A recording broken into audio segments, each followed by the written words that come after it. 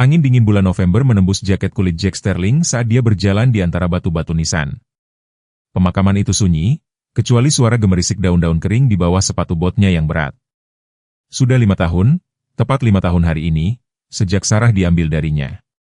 Wajahnya yang keras, dipenuhi garis kesedihan dan tahun-tahun berat di jalanan, tetap tabah saat dia mendekati makamnya. Saat itulah dia melihat mereka. Seorang anak laki-laki kecil, mungkin tidak lebih dari 8 tahun, meringkuk tertidur di makam Sarah. Di sampingnya, seekor German Shepherd besar berbaring melindungi, telinganya tegak saat Jack mendekat. Mata kuning anjing itu tertuju padanya, tidak mengancam maupun menyambut. Apa-apaan ini? Gumam Jack, suaranya serak karena bertahun-tahun minum whisky dan makan di warung pinggir jalan. Anak laki-laki itu bergerak, memegangi sesuatu di dadanya. Sebuah foto. Jantung Jack berhenti berdetak saat dia melihat sekilas gambar itu. Sarah tersenyum dengan anak yang tidak dikenal ini. Hei, nak. Suara Jack keluar lebih kasar dari yang dia inginkan. Itu makam istriku, kamu tidur di atasnya. Mata anak laki-laki itu terbuka lebar, ketakutan, hilang, putus asa. Anjing itu bergerak mendekat ke anak itu, geraman rendah bergema di tenggorokannya. Maaf, bisik anak itu, suaranya pecah. Aku hanya ingin melihatnya sekali lagi.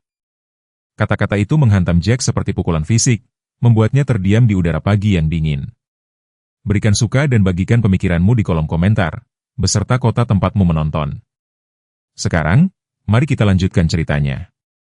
Jack Sterling tidak selalu menjadi pria keras seperti yang terlihat. Sekarang, di usia 58 tahun, wajahnya adalah peta jalan kehidupannya, kerutan dalam di sekitar matanya karena menyipitkan mata melawan matahari dalam perjalanan panjang, bekas luka di dagunya akibat perkelahian di bar pada tahun 92, dan mata yang dulunya bersinar dengan humor sekarang kusam karena kehilangan.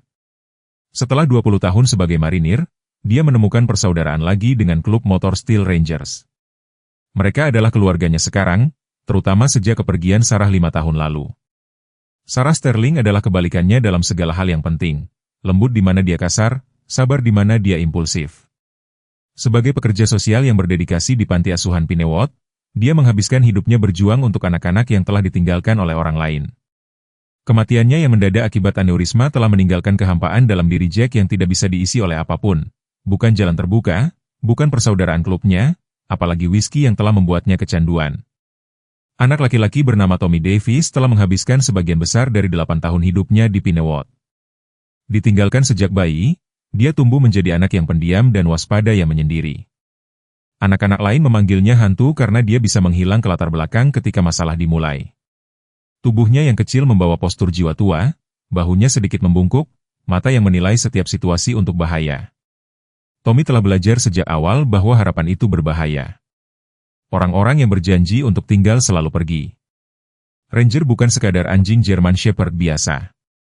Bekas luka yang membentang di sisi kirinya menceritakan kisah kehidupan sebelumnya sebagai anjing pencari dan penyelamat, terluka saat menyelamatkan seorang anak dari gedung yang terbakar. Seperti Tommy, dia tidak diinginkan setelah cederanya sampai Sarah menemukannya di tempat penampungan. Sesuatu di mata anjing itu mengingatkannya pada anak-anak yang dia tangani. Berani, terluka, tangguh. Kota Mill Creek, Pennsylvania, memiliki banyak karakter yang akan segera terjerat dalam kisah trio tak terduga ini. Pendeta Mike Wilson, yang khotbahnya sering mengutuk pengendara motor yang tidak bertuhan. Linda Bower dari Dinas Perlindungan Anak, yang pendekatannya yang sesuai aturan tidak memberikan ruang untuk pengaturan keluarga yang tidak biasa. Frank Morgan, teman terlama Jack di Steel Rangers, dengan hati yang lebih besar dari tubuhnya yang kekar. Dan Catherine Jenkins, sepupu Sarah, yang tidak pernah sekalipun mengunjungi makamnya tetapi akan segera muncul dengan tuntutan yang akan mengguncang dunia Jack sampai ke fondasinya. Masuk. Jack membuka kunci truknya di pagi hari, embun beku masih menempel di kaca depan. Dia tidak mengendarai Harley-nya hari ini. Entah bagaimana rasanya salah untuk melaju ke makam Sarah pada hari peringatan. Tommy ragu-ragu, tangan kecilnya terkubur di bulu tebal Ranger. Tidak apa-apa, nak, aku tidak akan menyakitimu. Suara Jack serak tapi tidak jahat. Terlalu dingin di luar sini untukmu tidur di pemakaman. Tommy menatapnya, menilai seperti anak-anak yang telah melihat terlalu banyak sering lakukan. Akhirnya dia mengangguk. Ayo, Ranger, bisiknya, dan anjing itu dengan patuh mengikutinya ke kursi belakang truk. Perjalanan ke rumah Jack sunyi. Jack terus melirik kaca spion, mencoba memahami apa yang sedang terjadi. Bagaimana anak ini memiliki foto Sarah? Mengapa dia tidur di makamnya? Rumah Jack tidak seberapa. Sebuah rumah peternakan kecil dengan 2 kamar tidur di pinggiran kota, tempat tinggal seorang pria ketika dia hanya sekadar lewat dalam hidup. Kaleng bir kosong berjejer di meja dapur dan lapisan debu menutupi sebagian besar permukaan. Sarah akan membencinya. Lapar? Tanya Jack, menyadari bahwa dia tidak tahu apa yang dimakan anak-anak. Dia membuka kulkas dan menemukan bir, bumbu, dan sekarton susu yang meragukan. Tommy menggelengkan kepalanya, masih memegangi foto itu. Ranger duduk tegak di sampingnya, waspada. Dengar, nak. Tommy, kan? Kamu harus memberitahuku apa yang terjadi. Bagaimana kamu mengenal Sarah? Mata Tommy menunduk ke lantai. Nona Sarah dulu mengunjungi saya di Pinewood. Dia akan membawa Ranger kadang-kadang. Suaranya hampir tidak terdengar. Dia menceritakan kisah dan membawakan saya buku. Dia baik kepada saya. Jack merasa seperti baru saja dipukul. Sarah tidak pernah menyebutkan anak ini. Mengapa dia merahasiakan ini? Dia berhenti datang. Lalu Nona Foster memberitahu saya bahwa dia pergi ke surga. Jari-jari Tommy mencengkeram foto itu. Saya tidak percaya pada awalnya. Nona Sarah berjanji dia akan kembali. Jack merosot ke kursi dapur, tiba-tiba kelelahan. Mengapa kamu berada di makamnya? Itu hari ulang tahunnya kemarin, kata Tommy sederhana, seolah-olah itu menjelaskan segalanya. Jack ingat bagaimana tenggorokannya tercekat. Ulang tahun Sarah. Dia terlalu fokus pada peringatan kematiannya sehingga dia lupa menandai kelahirannya. Tapi anak ini tidak. Kamu berjalan ke pemakaman sendirian? Tommy mengangguk. Dari Pinewood. Tidak terlalu jauh jika Anda memotong melalui hutan. Kami lelah jadi kami hanya tinggal di sana. Dia ragu-ragu, apakah Anda suami Nona Sarah? Dia berbicara tentang Anda. Ya, jawab Jack. Saya Jack. Dia berkata Anda mengendarai sepeda motor. Dia bilang itu keras tapi dia tetap menyukainya. Pernyataan sederhana itu menghantam Jack dengan keras. Itu terdengar persis seperti yang akan dikatakan Sarah. Dengar, aku perlu mencari tahu ini. Aku akan membawamu kembali ke Pinewood. Tidak. Seruan Tommy mengejutkan. Tolong jangan. Nona Foster akan marah. Saya kabur lagi. Dia akan memasukkan Ranger ke tempat penampungan dan mereka akan membunuhnya karena dia sudah tua dan memiliki bekas luka dan tidak ada yang menginginkannya. Jack mengusap wajahnya. Oke, tenang. Biar aku berpikir. 2 jam kemudian Jack memarkir truknya di luar panti asuhan Pinewood. Tunggu di sini, katanya kepada Tommy, yang akhirnya tertidur, kelelahan karena malamnya di pemakaman. Mata Ranger mengikuti Jack saat dia keluar dari kendaraan. Pinewood adalah rumah Victoria dari batu bata merah yang telah diubah beberapa dekade lalu. Itu bukan tempat yang dingin dan institusional seperti yang dibayangkan Jack, melainkan usang dan nyaman, seperti rumah kakek nenek yang telah melihat terlalu banyak anak. Nona Foster adalah seorang wanita kecil dengan sanggul abu-abu baja dan kacamata baca yang digantung di lehernya dengan rantai. Kantornya berbau teh dan buku-buku tua.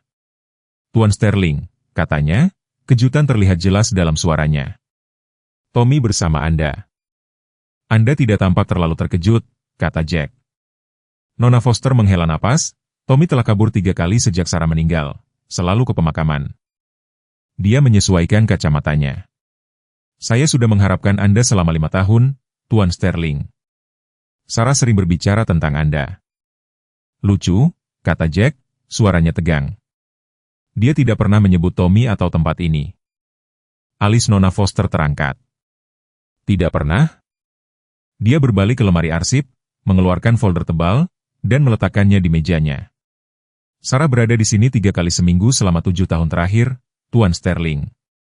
Dia sedang dalam proses mengadopsi Tommy ketika dia meninggal. Jack menatap folder itu. Di dalamnya ada foto-foto, laporan kemajuan, dan dokumen hukum, semuanya dengan tulisan tangan Sarah yang familiar di Marine. Dan di bagian belakang, dokumen adopsi dengan nama dia dan Sarah yang terdaftar sebagai calon orang tua. Dia tidak pernah memberitahu saya, bisiknya. Dia sudah mencoba, kata Nona Foster lembut. Menurut Sarah, Anda jauh selama waktu itu, banyak bekerja. Dia berencana untuk mengejutkan Anda setelah persetujuan awal keluar. Jack ingat bulan-bulan sebelum Sarah meninggal. Dia dikontrak untuk pekerjaan keamanan jarak jauh, pergi selama berminggu-minggu. Ketika dia di rumah, dia kelelahan, mudah tersinggung. Mereka lebih sering bertengkar daripada berbicara. Dan anjing, Ranger, adalah proyek Sarah juga, penyelamatan yang dia rehabilitasi. Tommy terikat dengannya dengan segera. Mereka cukup tidak terpisahkan sekarang. Jack membolak-balik folder itu, mencoba memproses semuanya. Apa yang terjadi pada Tommy sekarang? Ekspresi Nona Foster melembut. Dia masih dalam sistem, Tuan Sterling. Ada beberapa minat dari calon keluarga adopsi tapi... Dia terdiam.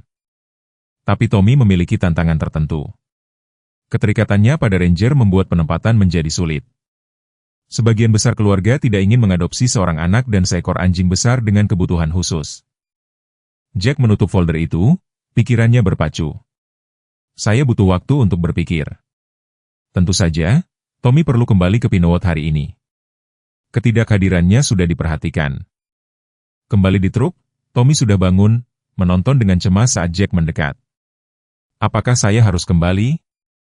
Jack menatap anak itu, anak Sarah dalam beberapa hal, dan merasakan sesuatu bergeser di dalam dirinya, tanggung jawab yang tidak pernah dia minta, hubungan yang tidak bisa dia sangkal. Untuk saat ini, Nak, kata Jack akhirnya. Untuk saat ini saja. Saat mereka berjalan menuju pintu masuk Pinewood, Jack merasakan tangan kecil Tommy menyelip ke tangannya. Gerakan kepercayaan yang sederhana itu hampir membuatnya hancur. Ranger berjalan di samping mereka, penjaga yang diam. Jack Sterling tiba di pemakaman pagi itu untuk meratapi istrinya. Dia pergi dengan sebuah misteri, dalam gerakan pertama dari tujuan yang telah hilang 5 tahun lalu. 3 hari setelah mengembalikan Tommy ke Pinewood, telepon Jack berdering saat sarapan, bir dingin dan roti panggang basi, sarapan para juara. ID penelepon menunjukkan tidak dikenal, tetapi Jack tetap menjawab, setengah berharap itu adalah penagih utang lain. Tuan Sterling. Suara itu milik Linda Bower dari Dinas Perlindungan Anak. Kami perlu membahas Tommy Davis. Perut Jack menegang. Ada apa dengannya? Dia kabur lagi, kembali ke pemakaman. Ketika kami menemukannya pagi ini, dia menanyakan tentang Anda. Nadanya sangat profesional. Mengingat keadaannya dan keterikatannya dengan Anda, kami ingin membahas opsi perwalian sementara. Jack hampir menjatuhkan telepon. Nona, saya hampir tidak mengenal anak itu. Namun demikian, Tuan Sterling, mendiang istri Anda sedang dalam proses mengadopsinya. Ada presiden di sini. Kertas-kertas bergemerisik di latar belakang. Bisakah Anda datang ke kantor saya siang ini? Jack ingin mengatakan tidak. Dia punya kehidupan, tidak banyak, tetapi miliknya sendiri. Dia berkendara dengan Steel Rangers, kadang-kadang menghilang selama berminggu-minggu dalam perjalanan perdagangan lintas negara. Apa yang akan dia lakukan dengan seorang anak? Tetapi dia mendengar dirinya berkata, saya akan berada di sana jam 2. Kantor Linda Bower adalah segalanya yang bukan Jack, rapi, teratur, terhormat. Dia mengenakan setelan celana panjang abu-abu dan ekspresi ketidaksetujuan ringan yang abadi. Tommy duduk di kursi yang terlalu besar untuknya di sudut, Ranger di kakinya. Wajah anak itu berseri-seri ketika Jack masuk, tetapi dia dengan cepat menguasai raut wajahnya, seolah-olah takut menunjukkan terlalu banyak harapan. Tuan Sterling, Linda memulai. Saya akan terus terang. Ini adalah situasi yang tidak biasa. Tommy telah membentuk keterikatan dengan Anda berdasarkan hubungan Anda dengan Sarah. Meskipun Anda bukan kandidat yang ideal untuk perwalian menurut standar kami yang biasa. Karena saya seorang pengendara motor, sela Jack. Bibir Linda menipis. Karena Anda tidak memiliki pengalaman dengan anak-anak, tinggal sendirian, dan riwayat pekerjaan Anda sporadis. Dia melirik file di depannya. Namun, pekerja sosial Tommy di Pinewood telah menganjurkan untuk mempertimbangkan penempatan sementara dengan Anda sementara kami mencari solusi yang lebih permanen. Bahu Tommy merosot mendengar, sementara, dan solusi yang lebih permanen. Jack mengenali ekspresi anak yang sedang mempersiapkan kekecewaan lain. Saya punya kamar tidur cadangan, Jack mendapati dirinya berkata. Dan saya sedang tidak bekerja sekarang. Punya tabungan? Linda mengangkat alis. Akan ada kunjungan rumah, pemeriksaan rutin, kelas pengasuhan wajib. Jack kesal dengan kelas pengasuhan tetapi mengangguk kaku. Dan anjingnya? Linda bertanya. Ranger ikut juga, kata Jack tegas, menatap mata Tommy di seberang ruangan. Paket lengkap. 2 jam dan setumpuk dokumen kemudian, Jack membantu Tommy dan Ranger masuk ke truknya. Anak laki-laki itu memiliki satu ransel berisi semua yang dia miliki di dunia ini. Ranger memiliki tali usang dan tidak ada yang lain. Kita perlu membeli perbekalan, gumam Jack lebih kepada dirinya sendiri daripada kepada Tommy. Makanan anjing, apapun yang dimakan anak-anak. Barang-barang, Tommy mengangguk dengan sungguh-sungguh. Saya tidak banyak makan. Sesuatu di dada Jack menegang. Yah, itu akan berubah, nak. Malam itu, setelah perjalanan canggung ke Walmart di mana Jack tidak tahu apa yang harus dibeli dan Tommy terlalu takut untuk meminta apapun, mereka menetap di rumah Jack. Mata Tommy membesar saat melihat sepeda motor Jack di garasi, Harley Davidson khusus yang merupakan satu-satunya hal dalam hidupnya yang benar-benar dia pedulikan. Bolehkah saya menyentuhnya? Bisik Tommy. Tentu, nak, hati-hati. Sekarang, pukul 2 pagi, kepala Jack tegak lurus mendengar suara merintih. Dia meraih pistol yang dia simpan di laci meja samping tempat tidur, kebiasaan lama, sebelum ingat bahwa dia tidak sendirian di rumah lagi. Kamar Tommy. Jack menemukan anak laki-laki itu menggelepar dalam tidurnya, terkunci dalam mimpi buruk. Ranger sudah berada di tempat tidur, mendorong Tommy dengan mendesak dengan hidungnya, merengek pelan. Hei, Tommy. Jack mengguncang bahu anak laki-laki itu dengan lembut. Bangun, sobat, itu hanya mimpi. Mata Tommy terbuka lebar, liar karena teror. Dia terengah-engah, suara tercekik aneh yang tidak terdengar benar. Ranger menggonggong sekali dengan tajam dan terus mendorong Tommy sampai anak itu duduk sepenuhnya dan suara tercekik berhenti, digantikan oleh napas dalam yang tersengal-sengal. Kamu tidak apa-apa? Tanya Jack, jantungnya masih berdebar kencang. Tommy mengangguk malu. Maaf. Tidak ada yang perlu dimaafkan. Semua orang punya mimpi buruk. Tommy menggelengkan kepalanya. Bukan mimpi buruk. Ranger selalu membangunkan saya ketika saya berhenti bernapas. Jack membeku. Apa maksudmu berhenti bernapas? Nona Foster mengatakan saya memiliki sleep apnea, Tommy menjelaskan, mengucapkan istilah itu dengan hati-hati. Tapi kadang-kadang saya berhenti bernapas ketika saya tidur. Itulah mengapa Ranger tidur dengan saya. Dia bisa tahu. Jack menatap anjing itu dengan rasa hormat yang baru. Dia membangunkanmu? Tommy mengangguk. Dia menyelamatkan hidup saya 3 kali di Pinewood. Itulah yang dikatakan dokter. Jack duduk dengan berat di tepi tempat tidur. Ya Tuhan, nak, kamu seharusnya memberitahuku. Saya pikir Anda mungkin tidak menginginkan saya jika Anda tahu saya rusak. Suara Tommy kecil. Kamu tidak rusak, kata Jack dengan sengit. Kamu hanya perlu dirawat. Itulah. Dia terdiam, belum siap untuk mengatakan, itulah mengapa saya ada di sini. Alih-alih, dia berkata, itulah gunanya Ranger, kurasa. Keesokan harinya Jack menelepon temannya Frank dari Steel Rangers. Frank memiliki bengkel mobil tempat Jack kadang-kadang bekerja di antara pekerjaan keamanan. Aku butuh jam kerja tetap, kata Jack tanpa basa-basi, jam 9 sampai 5. Dan akhir pekan libur. Frank tertawa, lalu menyadari Jack tidak bercanda. Ada apa, Sterling? Kau mau jadi orang kantoran? Aku punya anak sekarang, Jack menambahkan dengan cepat, sementara. Urusan Sarah. Panjang ceritanya. Ada keheningan di saluran telepon. Kalau begitu bawa dia ke bengkel. Aku punya Triumph yang perlu diperbaiki. Mungkin anak itu suka melihatnya. Akhir pekan itu Jack mengajari Tommy dasar-dasar perawatan sepeda motor. Anak laki-laki itu cepat belajar. Tangan kecilnya sempurna untuk menjangkau ruang yang sempit. Ekspresi konsentrasi di wajahnya saat dia membantu Jack mengganti oli di Harley, sangat mengingatkannya pada Sarah sehingga menyakitkan. Kau berbakat, nak, kata Jack, dan wajah Tommy berseri-seri dengan senyum yang mengubahnya.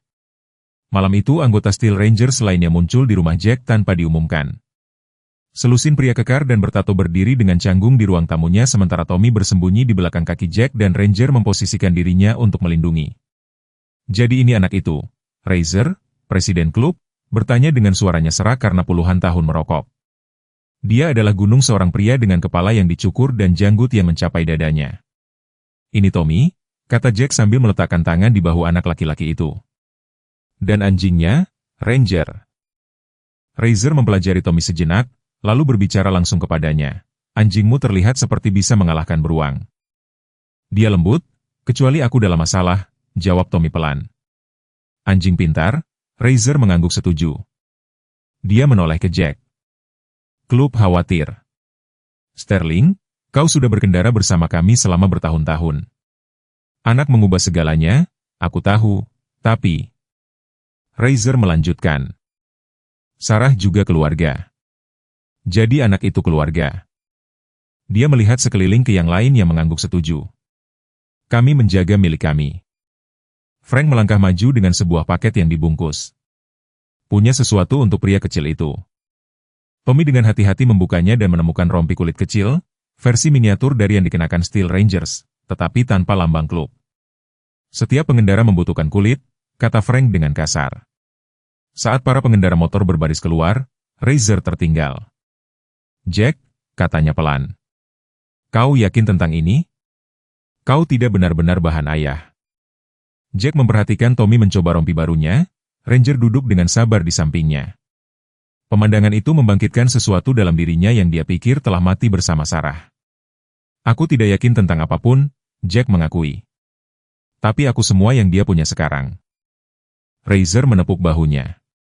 Kalau begitu dia anak yang beruntung. Minggu pertama setelah Tommy pindah, Jack melakukan sesuatu yang belum dia lakukan selama bertahun-tahun. Dia pergi ke gereja. Bukan karena dia tiba-tiba menemukan agama, tetapi karena Tommy perlu mengenakan sesuatu selain jeans dan t-shirt. Dan Jack berpikir orang-orang gereja akan tahu tentang hal semacam itu. Gereja komunitas Mill Creek adalah bangunan papan cuaca putih dengan menara yang sederhana, tempat di mana semua orang tahu urusan orang lain. Ketika Jack masuk bersama Tommy di sampingnya, percakapan berhenti di tengah kalimat. Ranger telah ditinggalkan di rumah dengan enggan. Bahkan Jack tahu anjing tidak diterima di gereja. Pendeta Mike Wilson berusia 50-an, dengan rambut beruban dan ekspresi kekhawatiran yang abadi. Dia mendekati Jack dengan senyum paksa yang tidak mencapai matanya. Tuan Sterling, katanya, mengulurkan tangan yang dijabat Jack sebentar. Ini tidak terduga. Anak itu butuh pakaian, kata Jack terus terang. Kupikir seseorang di sini mungkin tahu di mana mendapatkannya. Tatapan pendeta Mike beralih ke Tommy, sedikit melembut. Tentu saja, Nyonya Abernathy menjalankan program donasi kami. Saya yakin kita dapat menemukan sesuatu yang cocok. Matanya kembali ke Jack, mengeras lagi. Apakah Anda akan tinggal untuk kebaktian? Tommy menatap Jack dengan penuh harap, dan Jack mendapati dirinya mengangguk. Khotbah hari itu adalah tentang penebusan atau penghakiman, tergantung di mana Anda duduk. Pendeta Mike berbicara tentang serigala di antara kawanan dan gembala palsu, tatapannya berulang kali mendarat di Jack. Mereka yang hidup dengan kekerasan dan pelanggaran hukum tidak pantas menjadi wali bagi yang tidak bersalah, Pendeta Mike berseru. Kita harus melindungi anak-anak komunitas kita dari mereka yang akan menyesatkan mereka dengan cara-cara mereka yang tidak bertuhan. Rahang Jack menegang. Dia tidak bodoh. Dia tahu persis siapa yang dibicarakan Pendeta Mike. Steel Rangers memiliki reputasi di Mill Creek, tidak semuanya pantas, tetapi cukup untuk membuat orang menyeberang jalan ketika mereka melihat kulit dan tambalan. Setelah kebaktian, Nyonya Abernathy, seorang wanita gemuk dengan mata yang baik hati, membawakan Tommy sekotak pakaian, sambil dengan sengaja menghindari tatapan Jack. Anak itu bisa berganti pakaian di kamar mandi, katanya, berbicara langsung kepada Tommy.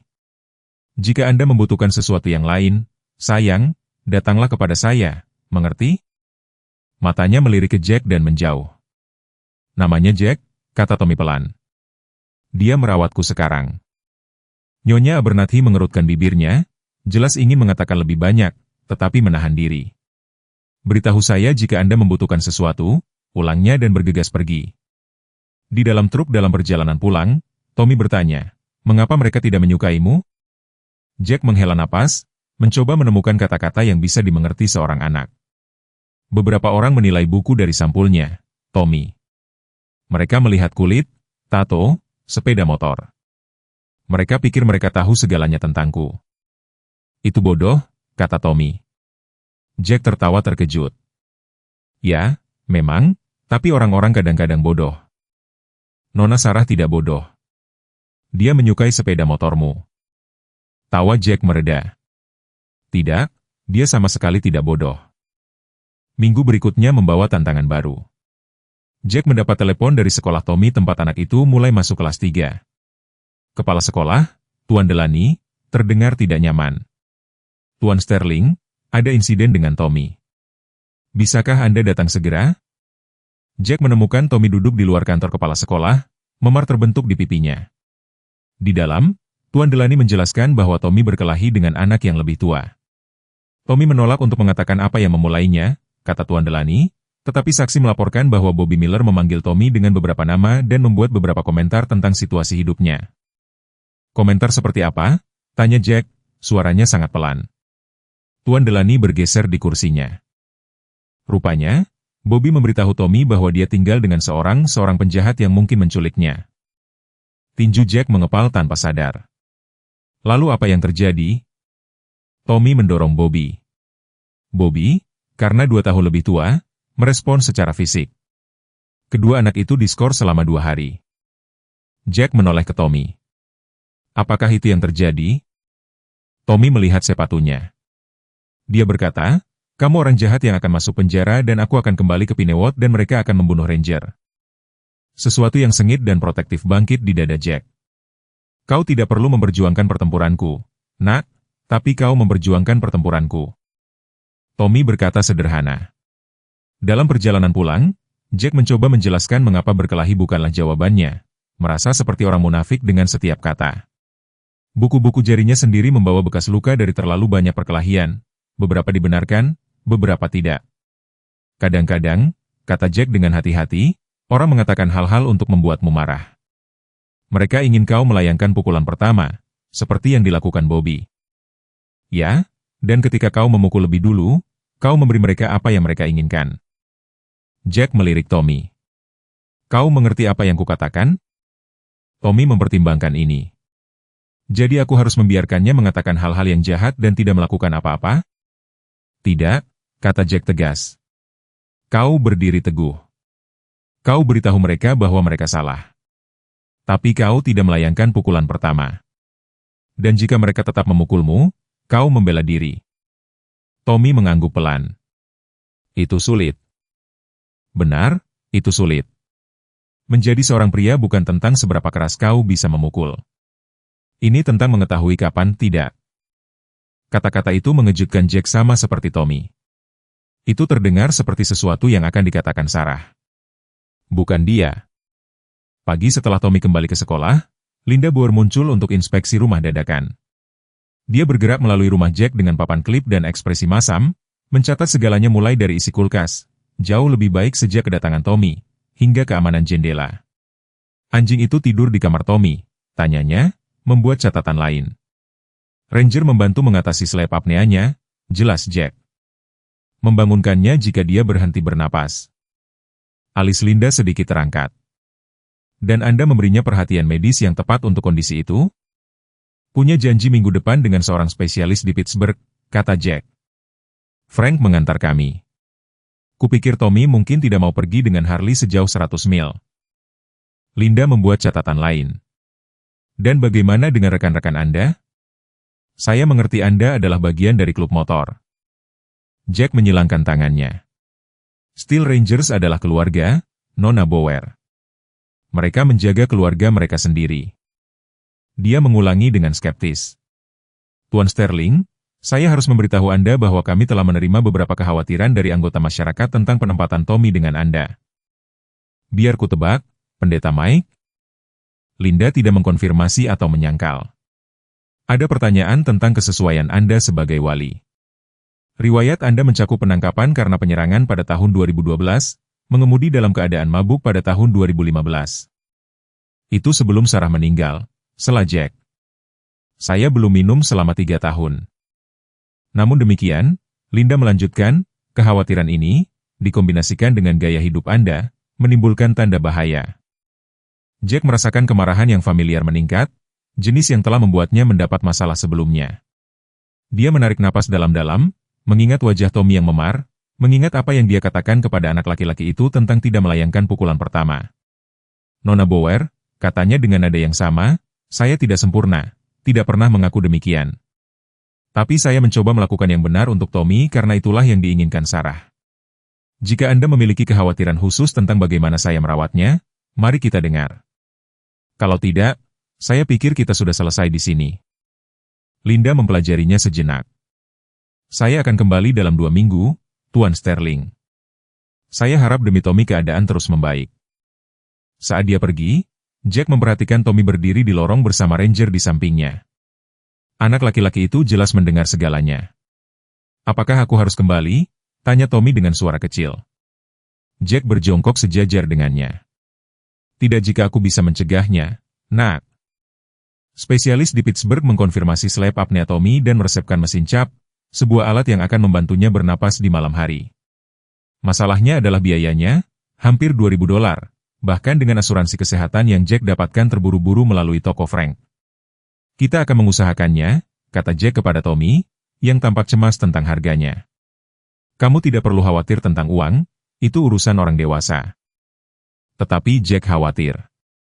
Tabungannya semakin menipis dan pekerjaan tetap di tempat Frank membayar lebih sedikit daripada pekerjaan keamanan sesekali.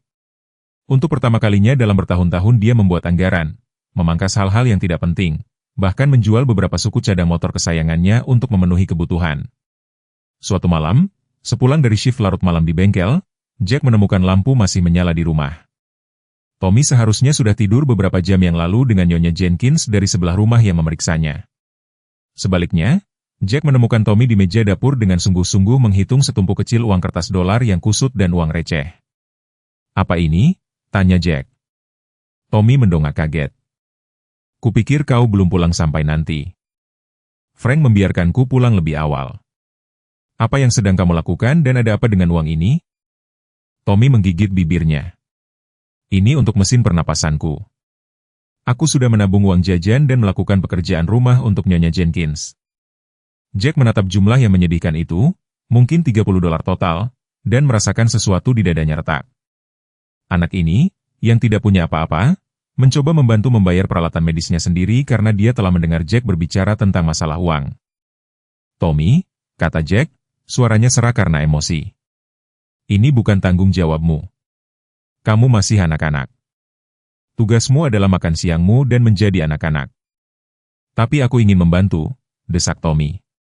Kau melakukan segalanya untukku. Jack duduk dengan berat. Dengarkan aku. Kamu tidak perlu mendapatkan tempatmu di sini. Kamu tidak perlu membayar untuk hal-hal yang seharusnya ditangani orang dewasa. Kamu mengerti? Tommy tampak tidak yakin. Di Pinewood mereka bilang aku harus sangat baik karena tidak ada yang menginginkan anak yang sulit. Itu sebabnya tidak ada yang mengadopsiku sebelumnya. Pernyataan sederhana yang disampaikan tanpa rasa kasihan itu menghantam Jack seperti pukulan fisik. Berapa kali anak ini diberitahu, secara langsung atau tidak langsung, bahwa dia tidak sepadan dengan masalahnya, bahwa keberadaannya adalah beban? Tommy, kata Jack dengan tegas, kamu bukan beban, bukan bagiku, bukan bagi siapapun yang penting, dan kamu tidak harus sempurna untuk diinginkan. Kemudian malam itu, setelah menidurkan Tommy dengan Ranger setia di sisinya, Jack duduk di berandanya dengan secangkir kopi, berharap sekali itu adalah sesuatu yang lebih kuat. Saat itulah dia melihat mobil yang tidak dikenal masuk ke jalan masuknya, sebuah BMW ramping yang memancarkan uang dan hak istimewa. Seorang wanita muncul, berpakaian mahal, dengan rambut highlight dan wajah yang memicu ingatan yang jauh. Dia mendekat dengan kepercayaan diri seseorang yang terbiasa mendapatkan apa yang diinginkannya. Jack Sterling, dia memanggil. Saya Catherine Jenkins, sepupu Sarah. Kita perlu berbicara tentang Tommy. Jack menegang. Selama bertahun-tahun dia bersama Sarah, dia bertemu sepupunya mungkin 2 kali, di pernikahan mereka dan di reuni keluarga. Sarah telah menyeretnya juga. Catherine telah memperjelas bahwa dia pikir Sarah bergaul dengan pengendara motor. Ini hampir tengah malam, kata Jack. Bukan waktu yang tepat untuk mengobrol. Senyum Catherine tidak mencapai matanya. Ini tidak bisa menunggu. Saya baru saja mengetahui bahwa anak yatim piatu sepupu kecil saya tinggal dengan Anda dari semua orang. Tommy sedang tidur, kata Jack dingin. Apapun yang ingin kau katakan bisa menunggu sampai pagi. Senyum Catherine menghilang. Baiklah, saya akan langsung saja. Saya mengajukan hak asuh atas Tommy sebagai kerabat saudara Sarah. Saya memiliki prioritas atas apapun Anda baginya. Jack merasakan tanah bergeser di bawahnya. Kerabat saudara? Anda bahkan tidak pernah mengunjungi makam Sarah. Di mana Anda ketika Tommy membutuhkan rumah 5 tahun yang lalu? Catherine memiliki keanggunan untuk terlihat sedikit malu. Saya tidak dalam posisi untuk menerima seorang anak saat itu. Sekarang saya sudah bisa. Pengadilan akan setuju bahwa seorang wanita menikah yang stabil dengan keamanan finansial adalah wali yang lebih cocok daripada seorang pengendara motor lajang dengan catatan kriminal. Jack berdiri menggunakan tinggi badannya untuk mengintimidasi. Anda tidak tahu apapun tentang Tommy, apa yang dia butuhkan, apa yang telah dia lalui. Saya tahu dia pantas mendapatkan yang lebih baik dari ini. Catherine memberi isyarat meremehkan ke rumah sederhana Jack. Pengacara saya akan menghubungi Anda. Jangan mempersulit ini, Jack. Anda pasti tahu pengaturan sementara ini tidak akan bertahan selamanya. Saat dia pergi, Jack tetap di beranda dengan kengerian dingin yang menetap di perutnya. Dia tidak memiliki ilusi tentang peluangnya melawan seseorang seperti Catherine dalam perebutan hak asuh. Dia memiliki uang, kehormatan, dan hubungan darah dengan Sarah. Apa yang dia miliki? Rumah setengah renovasi, pekerjaan yang hampir tidak membayar tagihan di masa lalu yang akan dicabik-cabik oleh pengacara yang layak. Keesokan paginya Jack menelepon satu-satunya pengacara yang dia kenal, Maxwell Thornton, yang telah menangani beberapa kasus lalu lintas untuk Steel Rangers selama bertahun-tahun. Perebutan hak asuh? Max mengulangi, terdengar terkejut. Jack, saya orang lalu lintas dan pelanggaran ringan. Anda membutuhkan spesialis hukum keluarga. Saya membutuhkan seseorang yang tidak akan menghakimi saya di tempat, balas Jack. Seseorang yang tahu bahwa saya bukan penjahat seperti yang dipikirkan semua orang. Max menghela napas, ini akan menjadi perjuangan yang berat, Jack. Jika dia terkait dengan hampir ibu angkat anak laki-laki itu dan memiliki sumber daya. Saya tidak peduli apapun yang diperlukan, Jack menyela, saya tidak bisa kehilangan dia, Max. Saya berjanji kepada Sarah saya akan menjaganya. Ada jeda di saluran. Kau benar-benar peduli dengan anak ini, bukan? Lebih dari yang kukira, aku Jack. Oke, kata Max. Saya akan membantu, tetapi Anda harus benar-benar bersih mulai sekarang. Tidak ada perkelahian di bar, tidak ada tiket ngebut, tidak ada apapun yang memberi mereka amunisi. Beberapa minggu berikutnya adalah kaburnya dokumen hukum, tanggal pengadilan, dan meningkatnya kecemasan. Pengacara Catherine, seekor hiu dengan setelan mahal, mengajukan mosi demi mosi. Ada saksi karakter yang membuktikan gaya hidup berbahaya Jack, pejabat sekolah yang menyatakan kekhawatiran tentang lingkungan rumah Tommy, bahkan pendeta Mike memberikan pernyataan tentang ketidakhadiran Jack dari kegiatan gereja. Tommy, merasakan ketegangan, menjadi menarik diri. Mimpi buruk menghantuinya lebih sering dan bahkan Ranger tampak tenang, seolah-olah anjing itu memahami keadaan genting mereka. Kemudian datang pukulan terakhir, Ranger mulai pincang, menolak makanan, jelas kesakitan. Diagnosis dokter hewan suram, displasia pinggul, umum pada gembala Jerman, membutuhkan operasi mahal. Berapa? Tanya Jack, sudah tahu dia tidak mampu membelinya. 5.000 minimum, kata dokter hewan dengan simpati. Dan tidak ada jaminan itu akan sepenuhnya menyelesaikan masalah di usianya. Malam itu Jack duduk di meja dapurnya, dikelilingi oleh tagihan, pemberitahuan hukum, dan sekarang perkiraan medis Rangers. Anjing itu berbaring di kakinya, kadang-kadang merengek kesakitan. Semuanya berantakan. Catherine mendapatkan pijakan di pengadilan, Tommy menderita dan sekarang Ranger, satu-satunya yang konstan dalam hidup Tommy, dalam bahaya. Jack meraih teleponnya dan menelepon Frank. Aku butuh pekerjaan, katanya tanpa basa-basi, salah satu pekerjaan keamanan bergaji tinggi, sesuatu yang akan menghasilkan uang serius dengan cepat. Frank terdiam sesaat. Satu-satunya yang saya tahu adalah transportasi kasino itu. 2 minggu di jalan, minimum. Aku akan mengambilnya, Jack. Frank berkata dengan hati-hati, bagaimana dengan Tommy? Anda tidak bisa meninggalkannya selama 2 minggu di tengah perebutan hak asuh. Jack memejamkan mata. Aku tidak punya pilihan, Frank. Ranger membutuhkan operasi. Jika aku kehilangan Ranger, aku kehilangan Tommy. Dia bisa tinggal bersamamu sampai aku kembali. Dan apa yang harus kukatakan padanya? Bahwa ayah barunya meninggalkannya, seperti orang lain. Kata-kata itu menyengat karena mereka terlalu dekat dengan kebenaran. Aku tidak meninggalkannya, aku mencoba menyelamatkan apa yang penting baginya. Frank menghela napas berat. Pasti ada cara lain, Jack. Tapi Jack tidak bisa melihat satupun yang terjebak di sudut. Secara finansial dan hukum dia kehabisan pilihan. Keesokan paginya, saat Jack bersiap untuk menyampaikan berita itu kepada Tommy, ada ketukan di pintu. Jack membukanya dan menemukan pendeta Mike berdiri di berandanya tampak tidak nyaman. "Tuan Sterling," kata pendeta itu kaku. "Bolehkah saya masuk? Ada sesuatu yang perlu kita diskusikan tentang Tommy dan situasi Anda." Jack dengan enggan mempersilakan pendeta Mike masuk, mempersiapkan diri untuk ceramah lain tentang ketidaklayakannya sebagai wali Tommy. Pendeta itu berdiri dengan canggung di ruang tamu mengamati rumah yang sederhana tetapi semakin rapi. Ranger mengawasinya dengan lelah dari tempat tidurnya di sudut. Ketidaknyamanan anjing itu dari kondisi pinggulnya terlihat jelas dalam posturnya yang kaku. "Saya akan langsung saja, Tuan Sterling," pendeta Mike memulai, "saya tidak merahasiakan kekhawatiran saya tentang perwalian Anda atas Tommy." "Ya, saya mengerti itu," jawab Jack datar. "Kesaksian Anda ke pengadilan sangat jelas." Pendeta Mike memiliki keanggunan untuk terlihat tidak nyaman.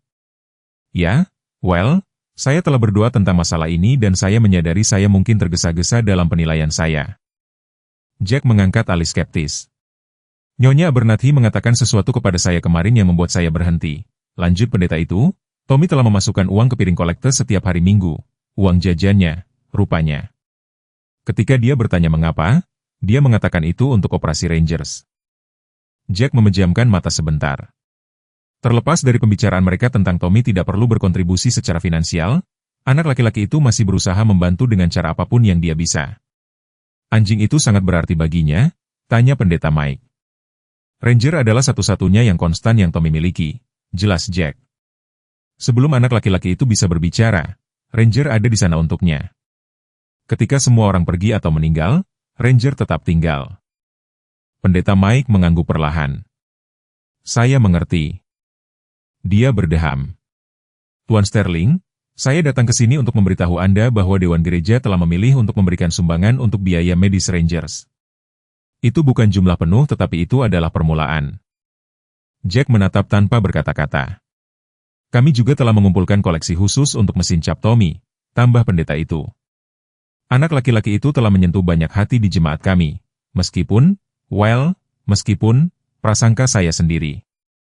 Sebelum Jack dapat menjawab, teleponnya berdering, nomor Frank berkedip di layar. "Perlu mengangkat ini," gumam Jack, masih memproses berita tak terduga pendeta. "Jack!" Suara Frank mendesak. "Nyalakan saluran cuaca." Bendungan Upriver River menunjukkan tanda-tanda tekanan. Mereka berbicara tentang evakuasi.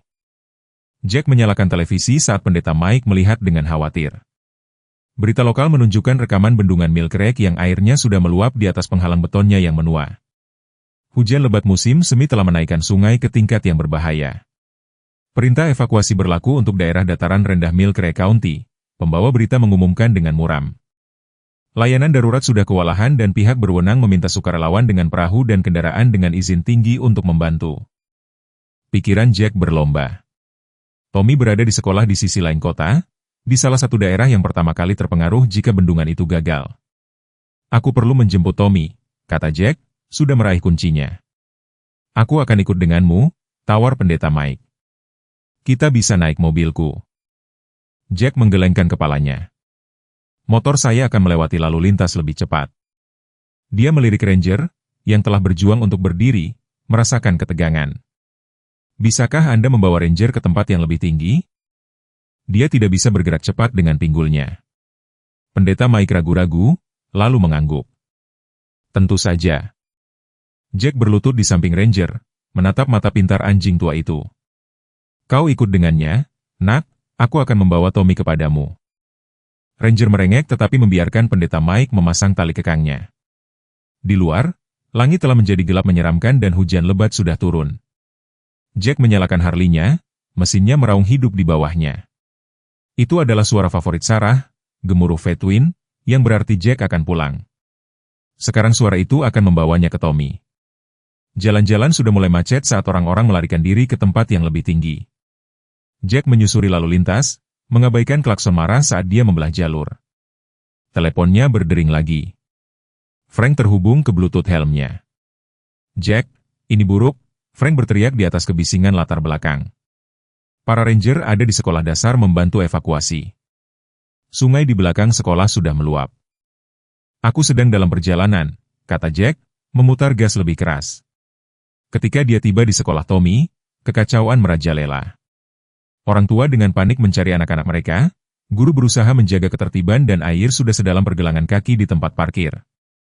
Steel Rangers ada di sana, sepeda motor mereka diparkir di tempat yang lebih tinggi membantu memuat anak-anak ke mobil orang tua. Jack melihat Razor mengarahkan operasi, sosoknya yang mengesankan tidak mungkin untuk dilewatkan. "Jack!" Razor memanggil, anak kelas 3 ada di gym. Air masuk ke belakang gedung. Jack memercik melalui air yang naik, jantungnya berdebar kencang. Gimnasium sekolah berada di kemiringan sedikit, membeli waktu yang berharga, tetapi air terlihat merembes di bawah pintu. Di dalam, guru mengorganisasi anak-anak ke dalam barisan, berusaha mencocokkan mereka dengan orang tua yang tiba. Jack memindai lautan wajah-wajah kecil, panik meningkat ketika dia tidak segera melihat Tommy. Tommy Davis, dia memberitahu guru yang sibuk dengan clipboard, "Aku walinya." Dia memindai daftarnya, mengerutkan kening, Tommy Davis. Dia ada di sini. Tapi dia melihat sekeliling. Dia baru saja di sini beberapa menit yang lalu. Kengerian dingin menyelimuti Jack. "Apa maksudmu, ada di sini? Di mana dia sekarang?" Mata guru itu melebar menyadari, ada seekor anjing. Beberapa anak mengatakan seekor anjing terjebak di sungai. Beberapa anak laki-laki berlari keluar untuk membantu sebelum kami bisa menghentikan mereka. Jack sudah berlari, mendorong melawan arus orang yang datang ke gym. Di luar, hujan telah meningkat dan ketinggian air di tempat parkir telah naik hingga pertengahan betis. Dia memercik ke belakang sekolah di mana sungai kecil biasanya mengalir dengan tenang melalui selokan, sekarang berubah menjadi sungai yang mengamuk. "Tommy!" Jack berteriak, suaranya hampir hilang dalam deru air dan hujan yang menghantam. Di sana, seseorang memanggil. Jack berbalik untuk melihat seorang guru menunjuk ke arah pepohonan tempat sungai itu berbelok tajam. Melalui tirai hujan, dia bisa melihat sosok-sosok kecil di tepi air. Jack berlari, sepatunya berat dengan air, jantungnya berdebar ketakutan. Saat dia mendekat, dia bisa melihat Tommy dan dua anak laki-laki lainnya berusaha mencapai seekor anjing, bukan ranger, tetapi seekor terrier kecil, terdampar di sisa-sisa pulau kecil di tengah sungai yang membengkak. "Tommy!" Jack berteriak. Kembali dari air. Tommy berbalik, wajahnya berseri-seri lega ketika dia melihat Jack. Anjing itu terjebak. Kita harus membantunya. Bahkan ketika Tommy berbicara, potongan tanah yang menopang terrier yang ketakutan itu mulai runtuh. Anjing itu menggonggong saat tergelincir ke arah air yang bergolak. "Tidak!" Tommy menangis, dan sebelum Jack bisa menjangkaunya, anak laki-laki itu menunggu ke sungai. "Tommy, berhenti!" Jack menerjang ke depan, tetapi sudah terlambat. Arus, yang sangat kuat, segera menyapu kaki Tommy dari bawahnya. Anak laki-laki itu menghilang di bawah permukaan berlumpur, lalu muncul kembali beberapa meter di hilir, terengah-engah dan menggelepar. Tanpa ragu-ragu, Jack terjun setelahnya. Air dingin mengejutkan sistemnya, arusnya lebih kuat dari yang dia duga, dia berjuang melawannya. Lengan yang kuat memotong air saat Tommy tersapu lebih jauh. Jack bisa mendengar teriakan di belakangnya, tetapi hanya fokus pada kepala kecil yang mengambang di arus di depan. "Bertahanlah, Tommy," dia berteriak. "Aku datang." Arus membawa mereka berdua di sekitar tikungan di sungai, menjauh dari sekolah dan ke bagian yang dilapisi dengan gudang-gudang yang ditinggalkan. Ketinggian air naik dengan cepat, sekarang menyebar di luar tepi sungai dan ke daerah sekitarnya. Jack melihat sekilas Tommy masih berjuang untuk menjaga kepalanya di atas air, dibawa ke arah pagar rantai yang sebagian terendam di halaman pabrik tua. Jack melipat gandakan usahanya, otot-ototnya terbakar, paru-parunya terengah-engah. Dia adalah perenang yang kuat di masa marinirnya, tetapi itu sudah beberapa dekade yang lalu dan arusnya tanpa ampun. Tetap saja, Dia mendorong ke depan, mendapatkan pijakan di Tommy inci demi inci yang menyakitkan. Tepat ketika Tommy akan tersapu ke pagar, perangkap mematikan yang bisa menahannya di bawah air, Jack melakukan terjangan terakhir yang putus asa dan meraih jaket anak laki-laki itu. Dia menarik Tommy ke dadanya dengan satu tangan sambil meraih pipa yang menonjol dengan tangan yang lain, menghentikan kemajuan mereka di hilir. Aku menangkapmu, Jack terengah-engah. Aku menangkapmu, nak. Tommy batuk dan memercik, berpegangan pada Jack dengan kekuatan yang mengejutkan. Bibirnya biru karena kedinginan, matanya membelalak ketakutan. Anjingnya, Tommy berhasil di antara gigi yang gemeretak. Lupakan anjingnya, kata Jack. Kita perlu pergi ke tempat yang lebih tinggi. Melihat sekeliling, Jack melihat tangga darurat yang sebagian terendam di sisi gudang terdekat. Itu adalah kesempatan terbaik mereka. Sambil memegang erat Tommy, dia berjalan ke arahnya, melawan arus setiap langkahnya. Mereka hampir mencapainya ketika Jack mendengar suara yang membuat darahnya menjadi dingin. Retakan dalam dan mengerang dari hulu, diikuti oleh raungan, itu hanya bisa berarti satu hal, bendungan itu gagal. Dinding air sedang menuju ke arah mereka. Naik! Jack berteriak, mendorong Tommy ke anak tangga terendah tangga darurat. Tommy merangkak ke atas, tangan kecilnya mencengkeram logam berkarat. Jack mengikuti sepatu botnya yang basah tergelincir di anak tangga yang basah. Mereka telah mendaki mungkin 15 kaki ketika gelombang menghantam masa air yang dipenuhi puing-puing yang bergolak yang menghantam bangunan dengan kekuatan yang mengerikan. Seluruh tangga darurat bergetar. Logam mengerang saat baut mulai terlepas dari dinding bata tua. Jack mendongak untuk melihat Tommy membeku ketakutan di atasnya. Terus memanjat, desak Jack. Tommy tidak bergerak, lumpuh karena teror. Saat struktur itu bergoyang di bawah mereka, Jack naik di sampingnya, menempatkan tubuhnya di antara Tommy dan potensi jatuh. Dengarkan aku, kata Jack, memaksakan ketenangan ke dalam suaranya. Kita akan terus memanjat, dengan baik dan lambat. Aku tepat di belakangmu. Aku tidak akan membiarkanmu jatuh. Mata Tommy terkunci dengan matanya mencari kepastian, Jack mengangguk dengan tegas. Percayalah padaku, nak. Sesuatu bergeser dalam ekspresi Tommy. Sebuah keputusan dibuat, kepercayaan diberikan, dia mulai memanjat lagi. Jack mengikuti dari dekat di bawah mereka, air terus naik, membawa segala macam puing, pepohonan, bagian-bagian bangunan, bahkan sebuah perahu kecil yang robek dari tambatannya. Mereka hampir mencapai jendela lantai 3 ketika ada derit yang memuakan. Bagian tangga darurat di bawah mereka robek dari dinding, jatuh ke air banjir dengan percikan yang luar biasa. Jack dan Tommy sekarang berpegangan pada segmen, hanya terpasang di bagian atas, berayun berbahaya di atas sungai yang mengamuk. Bertahanlah! Jack berteriak, melingkarkan satu lengan di sekitar Tommy sambil mencengkeram pagar dengan yang lain. Anak laki-laki itu membenamkan wajahnya di dada Jack, terlalu takut untuk melihat ke bawah. Baut yang tersisa menjerit saat mereka mulai terlepas. Jack menatap putus asa ke jendela, hanya beberapa kaki jauhnya tetapi tidak mungkin untuk dijangkau dari posisi berayun mereka. Mereka kehabisan pilihan. Saat itulah Jack mendengar gemuruh khas mesin sepeda motor dan melalui hujan dia bisa melihat bentuk beberapa sepeda yang menavigasi jalan-jalan yang banjir. Pengendara berdiri di kursi untuk tetap di atas air. Steel Rangers telah menemukan mereka. Di sini?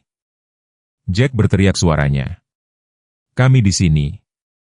Fraser dan Frank memandu sepeda mereka sedekat mungkin ke bangunan. Di belakang mereka datang lebih banyak ranger membawa apa yang tampak seperti bagian dari tangga. Mereka memposisikannya di antara dua sepeda, menciptakan jembatan darurat.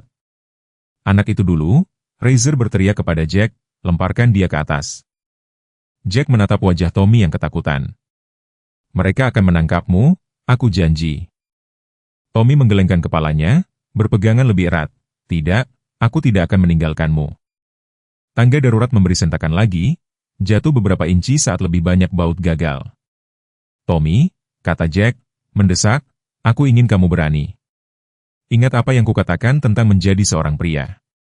Ini bukan tentang tidak takut, ini tentang melakukan apa yang perlu dilakukan, bahkan ketika kamu takut. Dagu Tommy bergetar, tetapi dia mengangguk. Aku akan tepat di belakangmu, janji Jack. Dengan itu, dia membantu Tommy memposisikan dirinya untuk jatuh, lalu menurunkannya sejauh mungkin sebelum melepaskannya. Tommy jatuh ke pelukan para ranger yang menunggu, yang dengan cepat mengoperkannya ke tempat yang aman di jembatan terapung improvisasi. Jack bersiap untuk mengikuti, Tetapi saat dia menggeser berat badannya, bau terakhir menyerah. Tangga darurat robek dari dinding, Jack masih berpegangan padanya, dan jatuh ke air banjir. "Jack!" Frank berteriak ngeri. Jack menghantam air dengan keras, benturan itu mengeluarkan udara dari paru-parunya. Dia samar-samar menyadari Tommy meneriakkan namanya sebelum arus menyeretnya ke bawah dan dunia menjadi gelap. Jack terbangun karena bunyi bip monitor yang stabil dan bau antiseptik rumah sakit. Tubuhnya terasa seperti telah dilindas oleh truk semi 2 kali. Dia mencoba bergerak dan segera menyesalinya saat rasa sakit menusuk sisi kanannya. "Tenang di sana, orang kuat," suara yang familiar berkata. Frank duduk di kursi di samping tempat tidur, tampak seperti dia belum tidur selama berhari-hari. "Anda memiliki 3 tulang rusuk patah, bahu terkilir, dan gegar otak. Dokter mengatakan Anda beruntung masih hidup." "Tommy?" Suara Jack serak. Ekspresi Frank melembut. "Anak itu baik-baik saja, setidaknya secara fisik."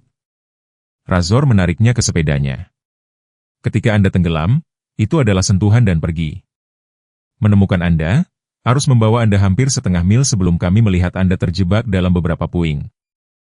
Jack memejamkan mata lega. "Syukurlah. Sekitar 20 pengendara motor yang menolak untuk menyerah pada dirimu yang malang," kata Frank dengan senyum lemah. "Bahkan pendeta Mike berada di luar sana mencari sampai dadanya di air banjir."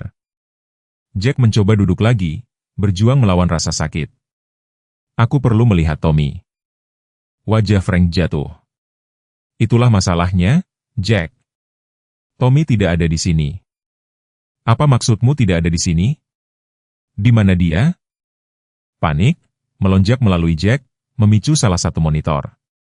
"Catherine Jenkins muncul di tempat penampungan darurat tempat kami membawanya." Frank menjelaskan dengan muram.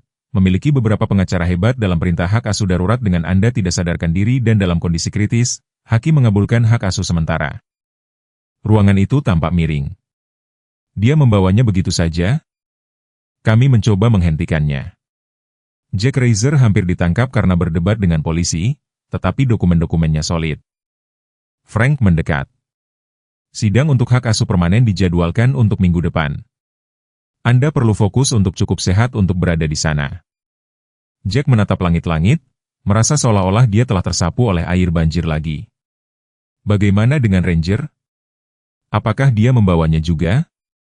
Frank menggelengkan kepalanya. "Pendeta Mike memilikinya. Catherine tidak ingin ada hubungannya dengan itu. Anjing kurus itu, seperti yang dia sebut, mengatakan dia hanya akan diletakkan pada akhirnya, karena mereka tidak mampu membayar operasinya." Jack bergumam, lalu menangkap dirinya sendiri. "Maaf, tidak terlalu Kristen dari saya." Bahkan pendeta Mike memanggilnya lebih buruk. Setelah dia pergi, Frank meyakinkannya, "Dengar, ada hal lain yang harus Anda ketahui. Tommy tidak pergi dengan tenang. Anak itu mengamuk seperti yang belum pernah saya lihat, berteriak, menangis, memohon untuk tinggal bersama Ranger. Bersamamu butuh 3 orang untuk membawanya ke mobilnya." Pikiran tentang teror dan kesedihan Tommy hampir lebih buruk daripada rasa sakit fisik yang dialami Jack. Anak laki-laki itu sudah kehilangan begitu banyak, menanggung begitu banyak dan sekarang, tepat ketika dia mulai merasa aman dan diinginkan, dia telah direnggut dari semua yang akrab lagi. "Apakah Anda setidaknya bisa melihat kemana dia membawanya?" tanya Jack. "Dia punya rumah mewah di River Heights," kata Frank, "komunitas tertutup, keamanan pribadi. Aku menyuruh Skinny mengikuti mereka, tetapi dia tidak bisa melewati pos penjaga. River Heights adalah lingkungan paling eksklusif di daerah itu, sebuah dunia, jauh dari rumah sederhana Jack dalam gaya hidup kerah biru. Apa yang bisa dia tawarkan kepada Tommy yang akan dibandingkan dengan keuntungan materi yang bisa diberikan Catherine?" Tetapi kemudian Jack ingat Tommy menghitung uang jajannya di meja dapur, mencoba membantu membayar operasi Ranger. Anak laki-laki itu tidak peduli tentang rumah mewah atau mainan mahal. Dia peduli tentang loyalitas, tentang diinginkan untuk dirinya sendiri, bukan sebagai aksesori untuk kehidupan sempurna seseorang. "Aku perlu keluar dari sini," kata Jack, mencoba sekali lagi untuk duduk. Frank mendorongnya kembali, dengan lembut tetapi tegas. "Tidak mungkin, sobat. Anda mencoba keluar sendiri dalam kondisi ini dan Anda hanya akan membuktikan kepada pengadilan bahwa Anda tidak bertanggung jawab. Hal terbaik yang dapat Anda lakukan untuk Tommy saat ini adalah menyembuhkan." Jack tahu Frank benar, tetapi pikiran tentang Tommy sendirian dengan Catherine, ketakutan, merindukan Ranger, berpikir Jack telah meninggalkannya, tak tertahankan. Dia memalingkan wajahnya, tidak ingin Frank melihat kelembapan yang berkumpul di matanya. Istirahatlah, kata Frank, meremas bahu Jack yang baik. Aku akan kembali besok. Para Ranger mengambil shift memastikan Anda tidak pernah sendirian. Setelah Frank pergi, Jack menatap langit-langit rumah sakit, merasa benar-benar tak berdaya. Rasa sakit fisik tidak ada apa-apanya dibandingkan dengan sakit yang kosong di dadanya. Dia terus melihat wajah Tommy saat anak laki-laki itu mencengkeram Jack di tangga darurat, mempercayainya sepenuhnya untuk menjaganya tetap aman. Apakah Jack telah mengecewakannya, seperti orang lain dalam kehidupan anak laki-laki itu? Selama beberapa hari berikutnya kondisi fisik Jack membaik tetapi semangatnya semakin anjlok. Dia tidak bisa makan, hampir tidak tidur, dan membentak perawat yang mencoba membantunya. Satu-satunya kabar tentang Tommy datang dari Frank, yang telah meyakinkan seorang guru yang bersimpati untuk memberitahunya bagaimana keadaan anak itu di sekolah. Dia tidak berbicara, lapor Frank pada kunjungan hariannya. Kata guru, dia hanya duduk di sana, tidak menjawab pertanyaan, tidak bermain dengan anak-anak lain. Catherine membawanya menemui seorang psikolog anak mewah yang mengira dia menderita PTSD akibat banjir. Bukan banjirnya, kata Jack dengan getir. Ini karena diambil dari rumahnya lagi. Pada hari kelima Jack dirawat di rumah sakit, pendeta Mike muncul di ambang pintu, Ranger dengan tali di sisinya. Telinga anjing itu tegak saat melihat Jack dan dia menarik diri ke arah tempat tidur. Saya pikir kunjungan mungkin meningkatkan semangat Anda, kata pendeta Mike. Perawat membuat pengecualian untuk aturan tidak ada hewan peliharaan. Ketika saya memberitahu mereka bahwa Ranger adalah anjing terapi, Jack berhasil tersenyum lemah saat Ranger meletakkan kaki depannya dengan hati-hati di tempat tidur, mengingat sakit pinggulnya sendiri, dan dengan lembut menjilat tangan Jack. Terima kasih, pendeta. Bagaimana keadaannya?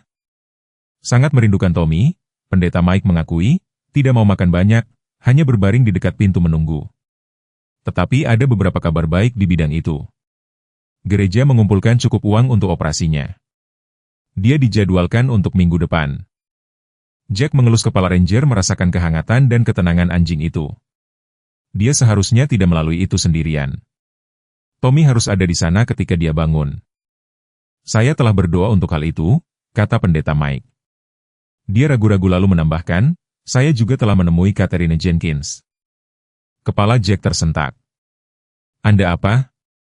Saya pikir, mungkin saya bisa menarik amal Kristennya, pendeta Mike menjelaskan, meyakinkannya untuk setidaknya membiarkan Tommy mengunjungi Anda dan Ranger.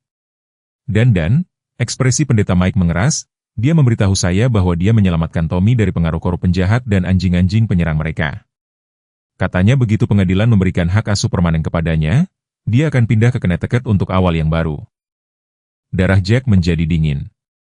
Connecticut. Dia tidak bisa membawanya sejauh itu. Sebenarnya dia bisa begitu dia memiliki hak asuh penuh. Kecuali, pendeta Mike terdiam, tampak tidak nyaman. Kecuali apa? Kecuali, Anda memiliki klaim hukum di luar menjadi wali sementaranya? Pendeta itu menatap mata Jack secara langsung. Apakah ada sesuatu tentang hubungan Anda dengan Tommy yang mungkin memperkuat kasus Anda? Sesuatu sama sekali? Jack menggelengkan kepalanya perlahan. Saya baru mengenalnya beberapa bulan. Sarah ingin mengadopsinya, tetapi kami tidak pernah menyelesaikan dokumennya. Pendeta Mike mengangguk kecewa, tetapi tidak terkejut. Baiklah, kami akan terus berdoa untuk keajaiban. Kemudian, setelah pendeta dan Ranger pergi, Jack mendapati dirinya sendirian dengan botol obat penghilang rasa sakit di meja samping tempat tidurnya. Untuk pertama kalinya dalam bertahun-tahun, godaan untuk mematikan rasa untuk melarikan diri dari kenyataan situasinya yang tak tertahankan sangat besar. Betapa mudahnya minum beberapa pil tambahan, menelannya dengan apapun yang bisa dia temukan dan menjauh dari rasa sakit ini. Pikiran tentang Sarah menghentikannya. Dia percaya padanya, bahkan ketika dia tidak percaya pada dirinya sendiri. Dia telah mempercayainya untuk merawat Tommy, dan sekarang Tommy membutuhkannya lebih dari sebelumnya. Jack mendorong botol pil itu menjauh dan meraih teleponnya. Sebaliknya, dia memiliki nomor Frank di panggilan cepat. Aku perlu kau membawakanku sesuatu dari rumahku, kata Jack ketika Frank menjawab. Di bagian belakang lemari Sarah ada kotak barang-barangnya yang tidak pernah bisa kubawa. Bawa ke sini. Kau yakin, Bung? Itu barang yang sangat pribadi. Aku yakin, kata Jack tegas. Mungkin ada sesuatu di sana yang bisa membantu Tommy. Setelah Frank mengantarkan kotak itu, Jack menguatkan diri untuk membukanya. Di dalamnya ada sisa-sisa kehidupan Sarah, foto, surat, syal favoritnya yang entah bagaimana masih menyimpan jejak aromanya. Tangan Jack bergetar saat dia memilah-milah kenangan itu, mencari apapun yang mungkin menciptakan hubungan hukum antara dirinya dan Tommy. Di dekat bagian bawah kotak, dia menemukan sebuah amplop tertutup dengan namanya tertulis dengan tulisan tangan Sarah. Itu belum pernah dibuka. Di dalamnya ada satu flash drive dan catatan untuk Jack, ketika kau siap untuk mengetahui segalanya, dengan semua cintaku, Sarah. Jack menatap flash drive itu, sebuah kepastian dingin menetap di perutnya. Sarah telah meninggalkan pesan untuknya dari alam baka. Apakah itu akan menyelamatkan Tommy atau menghancurkan apa yang tersisa dari hati Jack? Dia tidak tahu, tetapi dia harus mencari tahu. Aku butuh laptop, kata Jack kepada Frank saat dia tiba untuk kunjungan malamnya. Sekarang juga. Frank mengangkat alisnya karena urgensi Jack tetapi tidak mempertanyakannya. Dia kembali 20 menit kemudian dengan laptopnya yang sudah usang. Apa yang terjadi? Kau terlihat seperti melihat hantu. Jack mengangkat flash drive itu. Sarah meninggalkan ini untukku, kupikir. Kupikir dia tahu dia akan meninggal. Mata Frank membelalak. Apa yang kau bicarakan? Sarah meninggal tiba-tiba aneurisma? Mungkin tidak secepat yang kita kira, kata Jack pelan. Dia memasukkan flash drive dengan tangan yang tidak terlalu mantap. Hanya ada satu file di drive video yang diberi label untuk Jack. Ketika saatnya tiba, Jack menarik napas dalam-dalam dan mengklik putar.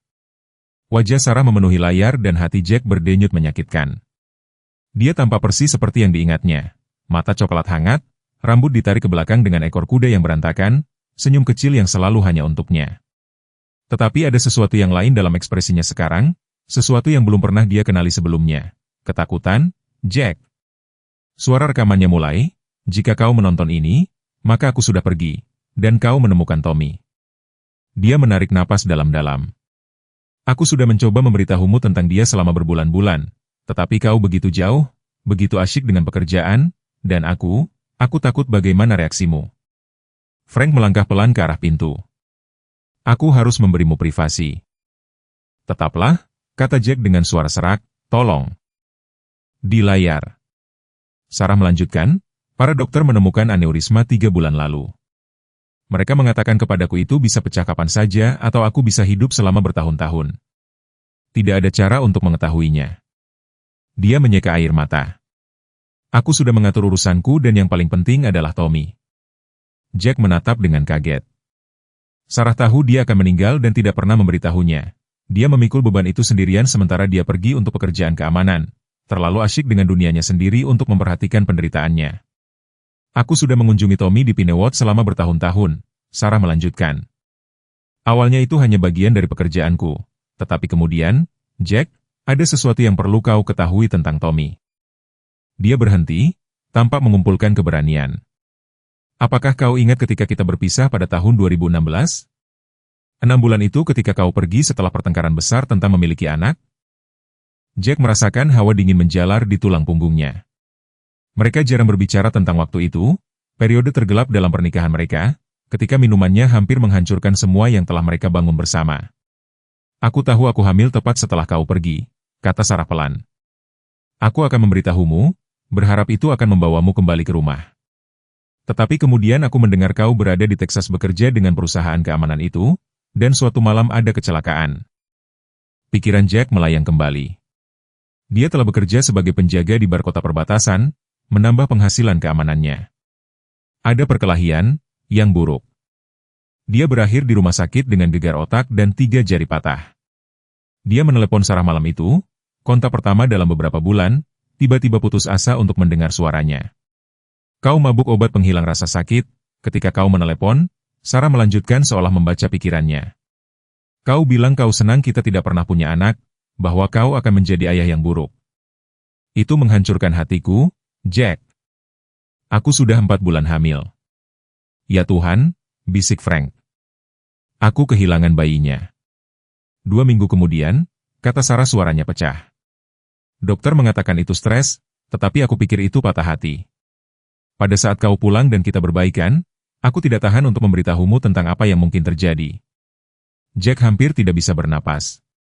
Beban yang telah ditanggung Sarah sendirian, kehamilan, kehilangan, kesedihan menghancurkan. Tetapi itu belum semuanya. Sarah melanjutkan setelah mengumpulkan dirinya. Waktunya. Jack. Tommy lahir pada 15 Maret 2017. Tanggal itu menghantam Jack seperti pukulan fisik. 9 bulan setelah perpisahan mereka dimulai. Tommy bukan hanya anak yang terikat denganku melalui pekerjaan. Sarah berkata pelan, dia adalah putra kita, Jack, putra kandung kita. Ruangan itu tampak berputar-putar. Jack. Frank mencengkeram pagar tempat tidur, menenangkan dirinya. Aku sangat depresi. Setelah keguguran, Sarah menjelaskan, aku tidak bisa memberitahumu. Kau akhirnya sadar. Kami membangun kembali pernikahan kami. Kau begitu gigih tentang tidak ingin anak. Aku meyakinkan diri sendiri aku melindungimu dari rasa sakit. Dia menarik napas dalam-dalam. Aku melahirkan di fasilitas pribadi di Pittsburgh. Aku mencantumkanmu sebagai ayah di akta kelahiran, tetapi memberinya nama gadisku.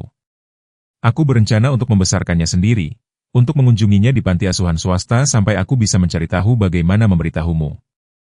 Tetapi kemudian panti asuhan itu tutup dan dia berakhir di Pinewood di sistem. Jack tidak bisa memproses apa yang dia dengar.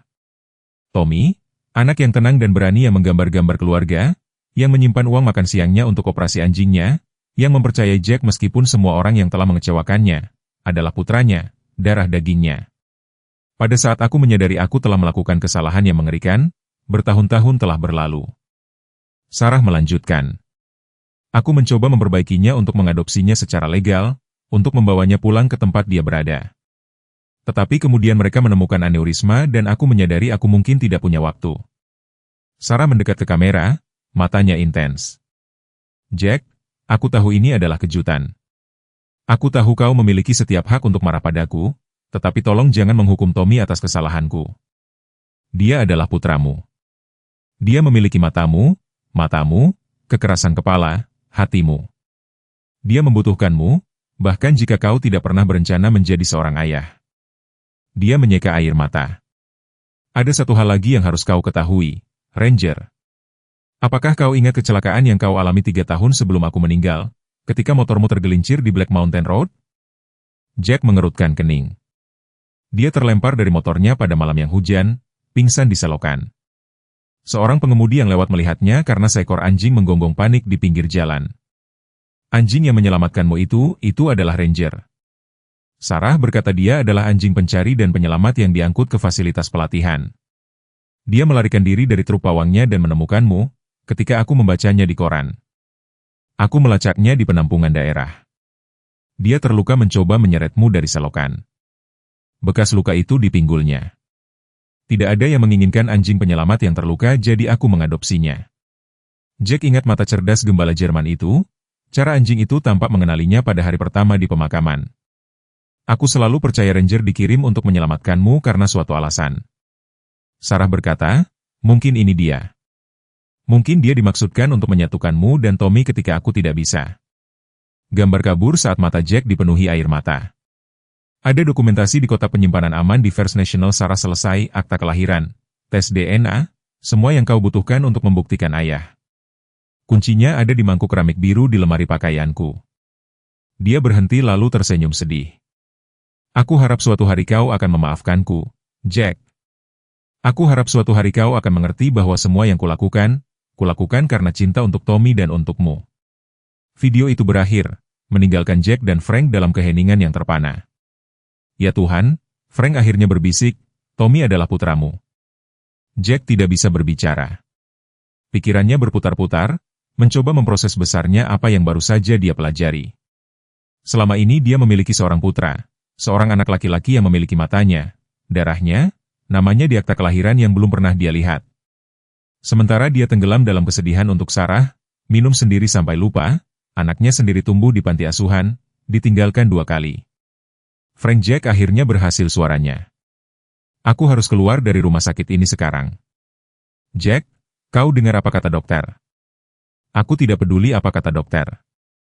Jack berjuang untuk duduk, berjuang melalui rasa sakit. Catherine berencana untuk membawa putraku ke Connecticut. Putraku Frank, bukan kasus amal sepupu-sepupunya. Putraku Frank menatapnya untuk waktu yang lama lalu mengangguk dengan tegas. Oke, biarkan aku menelepon Razor, kita akan membutuhkan bantuan.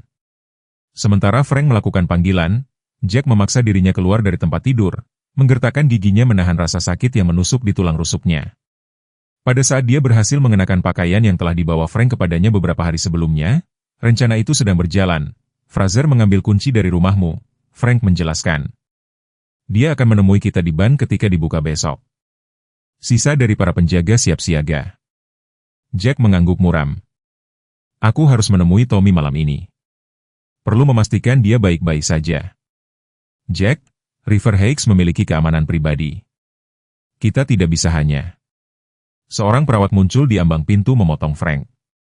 Tuan Sterling, Anda memiliki seorang pengunjung, katanya mendesak.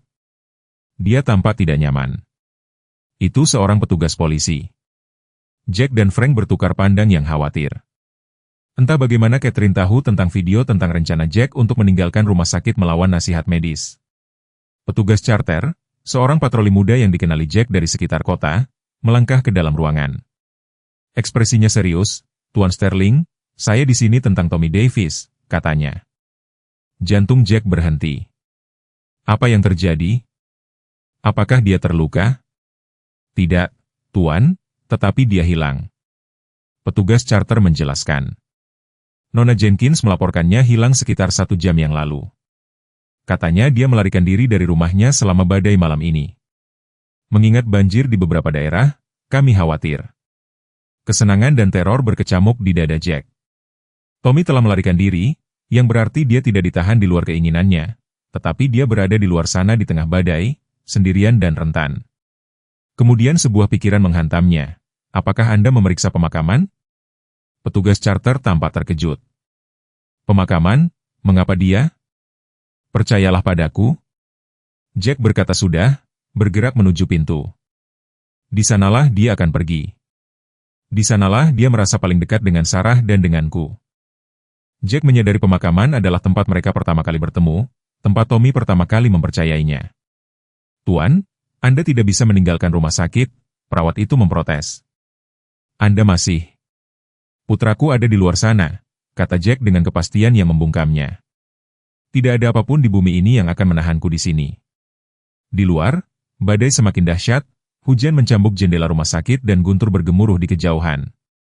Jack memikirkan Tommy, kecil, rentan, takut akan badai di luar cuaca ini, dan tekadnya mengeras menjadi sesuatu yang lebih keras dari baja. Bawa aku ke pemakaman, katanya kepada Frank. Sekarang juga. Perjalanan ke pemakaman adalah kabur karena hujan, jalanan licin, dan air banjir yang naik. Truk Frank, dengan jarak yang tinggi, mendorong melalui bagian-bagian yang akan menghentikan sebagian besar kendaraan. Saat mereka mendekati gerbang pemakaman, Jack melihat sebuah mobil patroli polisi sudah diparkir di luar. Lampunya memancarkan pola biru menyeramkan melalui hujan lebat. Mereka mengalahkan kita di sini, gumamnya. Frank berhenti di belakang mobil patroli dan Jack keluar dari truk sebelum berhenti sepenuhnya, mengabaikan rasa sakit yang menjerit di tulang rusuknya. Gerbang pemakaman berdiri terbuka dan di kejauhan, sorot lampu senter menembus kegelapan. Saat petugas mencari di antara batu-batu nisan, Jack tahu persis kemana harus pergi. Kakinya membawanya secara otomatis menuju makam Sarah. Setiap langkah, doa agar Tommy ada di sana, aman, menunggu. Saat dia menaiki bukit kecil itu, sorot lampu senternya yang dipinjam menangkap kilatan gerakan di dekat batu nisan Sarah. Di sana, meringkuk di dekat marmer, ada Tommy, dan di sampingnya, entah bagaimana mustahilnya, ada Ranger. Bulunya basah kuyup tetapi tubuhnya melingkar melindungi anak itu. Tommy. Suara Jack pecah saat dia memanggil, terhuyung-huyung maju melalui hujan. Kepala anak itu tersentak, matanya membelalak tidak percaya. Ranger sudah berdiri, ekornya bergoyang meskipun rasa sakitnya jelas, erangan pengakuan rendah lolos dari tenggorokannya. Jack. Suara Tommy kecil, tidak pasti, seolah takut dia melihat hantu. Jack berlutut di lumpur di samping mereka, tidak menghiraukan rasa sakit yang menusuk tulang rusuknya yang patah. Aku di sini, sobat, aku tepat di sini. Tommy meluncurkan dirinya ke pelukan Jack dengan kekuatan sedemikian rupa sehingga Jack hampir jatuh ke belakang. Anak itu basah kuyup, menggigil hebat, tubuh kecilnya dilanda isak tangis. Jack memeluknya erat-erat, matanya sendiri membara karena air mata. "Kau datang?" ceguk Tommy di dada Jack. "Aku tahu kau akan datang. Aku memberitahu Ranger. Kau akan menemukan kami. Selalu." Jack berjanji dengan ganas. "Aku akan selalu menemukanmu." Ranger menekan mereka berdua dengan tubuhnya yang hangat, perisai melawan hujan lebat. Jack memperhatikan anjing itu lebih menyukai pinggulnya yang buruk bahkan lebih dari biasanya. Perjalanan untuk menemukan Tommy pasti menyiksa baginya. "Bagaimana Ranger bisa sampai di sini?" tanya Jack, menarik diri sedikit untuk melihat wajah Tommy yang berlumuran air mata. "Dia bersama pendeta Mike. Dia menemukanku," kata Tommy sederhana seolah itu adalah hal yang paling alami di dunia di rumahnya. "Dia berada di luar jendelaku menggonggong ketika aku memanjat keluar. Dia membawaku ke sini." Jack menatap Ranger dengan kekaguman baru. Anjing itu entah bagaimana melarikan diri dari rumah pendeta Mike, melacak Tommy ke komunitas tertutup Catherine, dan kemudian membimbingnya ke sini melalui badai, semua dengan pinggul yang membutuhkan operasi. "Tentu saja dia melakukannya," kata Jack pelan, menggaruk di belakang telinga Ranger. "Dia selalu tahu di mana kau berada." Suara langkah kaki yang mendekat membuat Jack mendongak. Petugas charter berdiri di sana, radio di tangan, kelegaan terlihat di wajahnya, menemukan mereka. Dia melaporkan ke radionya, semua aman di plot Sterling. Dia menatap Jack. "Haruskah saya memanggil ambulans? Anda berdua membutuhkan perawatan medis." Jack menggelengkan kepalanya. "Bawa saja kami ke tempat yang kering. Aku perlu berbicara dengan Tommy." Kembali di kantor polisi, terbungkus selimut dengan cangkir coklat panas, Jack dan Tommy duduk berdampingan di ruang wawancara yang tenang. Ranger berbaring di kaki mereka, tidak mau dipisahkan dari salah satu dari mereka, bahkan untuk perawatan medis. Frank berdiri berjaga di luar, menjauhkan yang penasaran. "Tommy," Jack mulai dengan hati-hati, "ada sesuatu yang perlu aku katakan padamu, sesuatu yang penting tentang kau dan aku dan Sarah." Tommy mendongak matanya. Mata Jack, bagaimana dia tidak melihatnya sebelumnya? Lebar dan penuh perhatian. "Sarah, ibumu, dia menyembunyikan rahasia dari kita berdua." Jack melanjutkan, "yang besar. Dia tidak memberitahuku tentangmu ketika kau lahir dan dia tidak memberitahumu tentangku." Tommy mengerutkan kening bingung. "Tetapi kau mengenal ibu." "Aku melakukannya. Aku sangat mencintainya. Dia adalah istriku." Jack menarik napas dalam-dalam. "Tommy, Sarah adalah istriku dan aku adalah ayahmu, ayah kandungmu." Mulut Tommy sedikit terbuka, matanya tumbuh semakin lebar. "Ayahku, ayah kandungku." "Ya," kata Jack suaranya serak karena emosi. "Aku tidak tahu sampai hari ini, ketika aku menonton video. Sarah meninggalkan untukku. Tetapi itu benar, aku punya bukti." Tommy terdiam untuk waktu yang lama memproses wahyu ini. Kemudian, dengan suara kecil, dia bertanya, "Apakah kau tidak menginginkanku? Apakah itu sebabnya aku berada di Pinewood?" Pertanyaan itu menusuk Jack dengan cepat. "Tidak, Tommy, Tuhan. Tidak, aku tidak tahu tentangmu. Jika aku tahu, aku akan datang untukmu saat kau lahir. Sarah, dia membuat kesalahan dengan memisahkan kita. Dia mencoba memperbaikinya. Ketika dia meninggal, bibir bawah Tommy bergetar. Jadi, kau tidak menyerahkanku." "Tidak pernah," kata Jack dengan ganas. "Aku tidak akan pernah menyerahkanmu, dan sekarang aku menemukanmu, aku tidak akan pernah melepaskanmu lagi." Tommy mempelajari wajah Jack, mencari kebenaran. Kemudian, dengan penerimaan sederhana yang terkadang lebih mudah bagi anak-anak daripada orang dewasa, dia mengangguk, "Oke. Oke." Jack mengulangi, "Kagum, aku selalu ingin itu adalah kau." Tommy berkata pelan, "Ketika ibu berbicara tentang ayahku, aku berpura-pura dia memaksudkanmu." Jack menarik Tommy ke dalam pelukan lain, mengingat tulang rusuknya, tetapi membutuhkan kontak lebih dari dia perlu menghindari rasa sakit. Di atas bahu Tommy, dia melihat Catherine Jenkins melangkah ke kantor polisi. Pakaian mahalnya berantakan, wajahnya adalah topeng kemarahan. "Ini dia." Jack bergumam, melepaskan Tommy tetapi menjaga satu tangan dengan kuat di bahunya. "Tetap bersamaku, oke?" Catherine menerobos masuk ruangan, seorang petugas yang tidak berbentuk membuntuti di belakangnya. "Di sana kau, Kau kecil. Dia berhenti tiba-tiba, memperhatikan Jack. Apa yang dia lakukan di sini? Dia tidak punya hak untuk sendirian dengan Tommy. Sebenarnya, Nona Jenkins. Jack berkata dengan tenang, aku punya setiap hak. Aku ayahnya. Wajah Catherine berkerut karena tidak percaya. Omong kosong apa ini?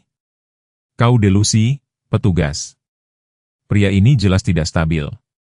Dia perlu segera dikeluarkan. Petugas itu tampak tidak nyaman. Tuan Sterling telah memberikan dokumentasi untuk mendukung klaimnya, akta kelahiran yang menyebutnya sebagai ayah. Hasil tes DNA tidak mungkin, Catherine tergagap. Sarah tidak pernah menyebutkan dia akan memberitahuku, seperti dia memberitahumu, tentang polis asuransi jiwa. Jack membalas, yang mana Tommy adalah satu-satunya penerima manfaat, dengan Anda sebagai wali sampai dia berusia 18 tahun. Yang bernilai $500,000. Catherine menjadi pucat. Bagaimana kau tahu?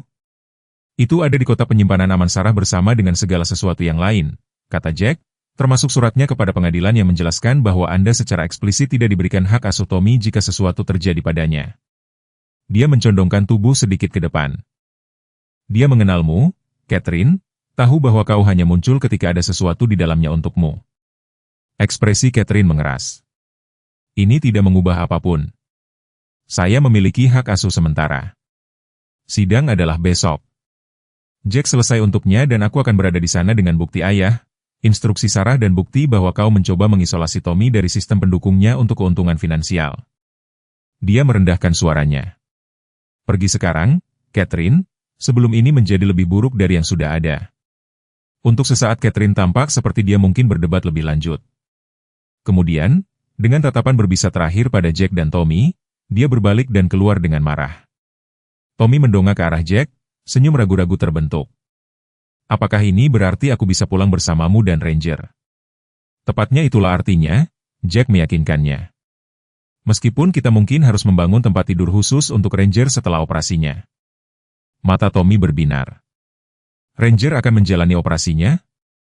Ya, gereja mengumpulkan uang dan aku dengar dia punya ahli bedah yang cukup bagus. Bisakah aku tinggal bersamanya ketika dia melakukannya? Dia akan takut tanpa saya. Jack mengangguk. Kita berdua akan ada di sana setiap langkah. 1 minggu kemudian, gedung pengadilan Mill Creek penuh sesak. Berita menyebar tentang sidang hak asuh dan tampaknya seluruh kota telah datang untuk menyaksikan proses. Di barisan depan duduk pendeta Mike, Nyonya Bernay dan selusin Steel Rangers, semua mengenakan kemeja bersih dan perilaku terbaik mereka. Frank berdiri di samping Jack, kehadiran yang menenangkan saat mereka menunggu hakim. Catherine tiba bersama pengacaranya, dagunya terangkat tinggi, masih yakin dia bisa menang dengan uang dan kedudukan sosialnya. Kepercayaannya goyah terlihat ketika dia melihat kerumunan, hampir semua dari mereka ada di sana untuk mendukung Jack. Sidang itu sendiri anti klimaks. Hakim Martha Wilson, seorang wanita yang tidak masuk akal di usia 60-an, meninjau dokumentasi yang telah diberikan Jack, mendengarkan kesaksian dari pendeta Mike tentang transformasi Jack menjadi wali yang berdedikasi dan bahkan mengizinkan Ranger untuk membuat penampilan pengadilan singkat. Anjing itu duduk dengan bangga meskipun operasinya baru-baru ini. Ketika tiba waktunya bagi Tommy untuk berbicara, ruang sidang menjadi sunyi. Anak itu berdiri tegak, suaranya jelas, meskipun gugup. Aku ingin tinggal bersama ayahku, katanya sederhana. Dia datang untukku dalam banjir. Dia mengajariku banyak hal, dia merawat Ranger, dia membuatku merasa aman. Tommy berhenti lalu menambahkan dengan kejujuran anak-anak yang menghancurkan, dan dia mencintaiku untukku, bukan untuk uang. Ada asupan napas kolektif di ruang sidang. Pengacara Catherine meringis terlihat. Hakim Wilson melepas kacamatanya dan menatap langsung ke Tommy. Anak muda. Dalam semua tahun saya di bangku cadangan saya jarang mendengar pernyataan yang begitu jelas tentang apa yang benar-benar penting. Dia berbalik ke arah Jack. Tuan Sterling, pengadilan ini memberi Anda hak asuh hukum penuh atas putra Anda, Thomas James Sterling. Semoga kalian berdua membangun kehidupan bersama yang Sarah inginkan untuk kalian. Gedung pengadilan meledak dalam sorak-sorai, Steel Rangers sangat vokal dalam persetujuan mereka. Jack menarik Tommy ke dalam pelukan satu tangan lainnya terkubur di bulu Ranger. Untuk pertama kalinya sejak Sarah meninggal, dia merasa utuh. 1 tahun kemudian, Jack, Tommy dan Ranger berdiri di depan makam Sarah. Pemakaman itu damai di musim panas, sinar matahari, bunga liar mengangguk tertiup angin sepal-sepai. Tommy meletakkan buket daisy, favorit Sarah di batu nisan. Apakah kau pikir ibu bisa melihat kita? Tanya Tommy tangannya di tangan Jack. Aku tahu dia bisa, kata Jack, dan aku pikir dia cukup senang dengan bagaimana semuanya berakhir. Tommy mengangguk berpikir. Aku berharap dia ada di sini. Tetapi dia menatap Jack. Ekspresinya serius, aku senang aku memilikimu, ayah. Kata itu masih membuat Jack tercekat setiap kali dia mendengarnya. Aku juga senang aku memilikimu, nak. Ranger, sekarang pulih sepenuhnya dari operasinya, bersandar pada kaki Tommy dengan puas. Hari-harinya menyelamatkan orang mungkin ada di belakangnya, tetapi misinya telah selesai. Tetapi dia telah menyatukan keluarga itu. Sarah selalu bermaksud mereka untuk bersama. Saat mereka berjalan kembali ke motor Jack, sekarang dilengkapi dengan kereta samping yang dibangun khusus untuk Ranger, mereka melewati pendeta Mike yang melambai dengan hangat. Nyonya Abernathy memanggil undangan untuk makan malam hari Minggu. Bahkan Bobby Miller, pengganggu Tommy sebelumnya, mengangguk hormat. Jack menghidupkan Harley-nya, suara gemuruh yang sudah familiar, lebih merupakan kenyamanan daripada pelarian sekarang. Tommy naik ke jok belakangnya, tangannya melingkar erat di pinggang ayahnya. Ranger duduk dengan nyaman di sampingnya, lidahnya menjulur senang tertiup angin. Mereka bukanlah keluarga konvensional sama sekali, tetapi mereka tetaplah sebuah keluarga, terikat bukan hanya oleh darah, tetapi oleh pilihan, oleh perjuangan dan oleh cinta yang telah menemukan jalan pulang melawan segala rintangan. Jalan kehidupan jarang lurus dan perjalanan bisa sama beratnya dengan jalan pegunungan di malam badai. Seperti Jack, banyak dari kita telah menghadapi kehilangan yang tampaknya tak tertahankan, membawa kesedihan seperti jaket kulit tebal di panasnya musim panas. Tetapi terkadang, ketika kita tidak menduganya, hidup memberi kita kesempatan kedua untuk berkeluarga. Ikatan yang benar-benar penting tidak selalu yang kita bawa sejak lahir. Mereka adalah orang-orang yang kita perjuangkan melalui banjir dan ruang rumah sakit, melalui kesalahpahaman dan wahyu yang menyakitkan. Mereka ditemukan di mata seorang anak yang mempercayai Anda meskipun memiliki setiap alasan untuk tidak mempercayai Anda, dalam kesetiaan seekor anjing tua yang tahu di mana rumah sebenarnya berada. Tidak pernah ada kata terlambat untuk menjadi orang yang dibutuhkan seseorang. Masa lalu kita tidak mendefinisikan kita. Pilihan kita yang melakukannya. Dan terkadang keluarga yang paling penting bukanlah yang kita rencanakan, tetapi yang menemukan kita ketika kita hancur, memberi kita tujuan di luar diri kita sendiri. Saya harap Anda menikmati cerita hari ini. Berlangganan ke saluran ini agar Anda tidak ketinggalan cerita lainnya seperti ini. Berikan suka dan komentar di bawah tentang pendapat Anda tentang cerita ini. Sampai jumpa di video berikutnya.